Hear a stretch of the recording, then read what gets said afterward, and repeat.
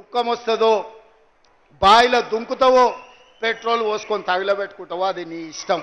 కాకపోతే నా కోరిక ఒక్కటే, నువ్వు అసెంబ్లీకి రావాలి, అపోజిషన్లో కూర్చోవాలి, మేము చేసే మంచి పనులు చెప్తుంటే నువ్వు కుమిలి కుమిలి ఏడవాలి. అందుకే నేను అసెంబ్లీకి పిలుస్తున్నా.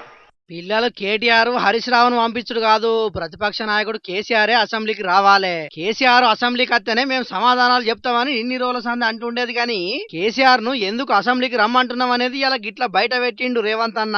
మేం చేసిన మంచి పనులు అసెంబ్లీలో చెప్తే ఇని కేసీఆర్ కుమిలి కుమిలి పోవాలని రేవంత్ అన్న అంటే, ఇది వరకు ఈ ముచ్చట్ల కేటీఆర్ మాట్లాడుకుంటా వీళ్ళు చెప్పే అడ్డమైన సొల్లు ఇనతందుకు కేసీఆర్ అసెంబ్లీకి రావాలని జర గట్టిగానే గరానికి వచ్చి మాట్లాడిండు. మొత్తానికైతే కేసీఆర్ అసెంబ్లీకి రావాలని పార్టీ చిన్న లీడర్ల కాంచి ముఖ్యమంత్రి దాకా ఎంతమంది ఎన్ని మాటలు మాట్లాడినా కేసీఆర్ మాత్రం గవ్వేం పట్టించుకోకుండా ఇంట్లోనే ఉంటున్నాడు. పోయిన వాళ్ళక ఏపీలా చంద్రబాబు ప్రతిపక్షంలో ఉండగా అసెంబ్లీకి రాకుండానే పోరాటం చేసినట్టు ఇప్పుడు కేసీఆర్ కూడా అసెంబ్లీకి పోకుండానే కేటీఆర్ హరీష్ రావుతోని అసెంబ్లీలా కడమ కార్యకర్తలతోని బయట పోరాటాలు చేపిస్తున్నాడు. ఇవాళ రేవంత్ అన్న మాటలు విన్నాక అసెంబ్లీకి పోవాలన్న ఆలోచన ఉన్నా కూడా దాన్ని విరమించుకుంటాడు కావచ్చు పోండ్రి కేసీఆర్ సారు. ఇది ఇట్లుంటే ఎప్పటి లెక్కనే గీ ముచ్చట మల్లపారి తీసిండు రేవంత్ అన్న. 94 నుంచి 10 ఏళ్ళు తెలుగుదేశం అధికారంలో ఉన్నది. 2004 నుంచి 2014 వరకు 10 ఏళ్ళు కాంగ్రెస్ అధికారంలో ఉన్నది రాజశేఖర రెడ్డి నాయకత్వంలో. 2014 నుంచి 2024 వరకు చంద్రశేఖరరావు ఈ తెలంగాణ రాష్ట్రానికి బీఆర్ఎస్ అధికారంలో ఉన్నది.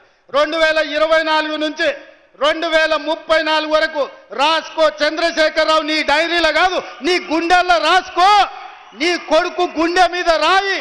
2034 వరకు ఈ సోదరుడు పాలమూరు బిడ్డ తెలంగాణకు ముఖ్యమంత్రిగా ఉంటాడు. పాలమూరు నుంచే ప్రజా ప్రభుత్వాన్ని నడుపుతాం.